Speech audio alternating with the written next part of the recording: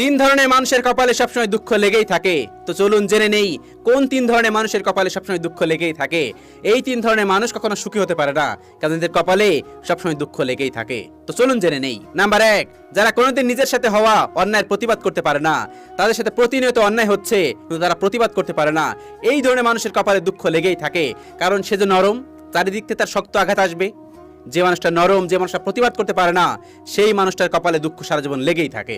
Number 2, যারা অতিরিক্ত নম্র, ভদ্র এবং বিনয়ী।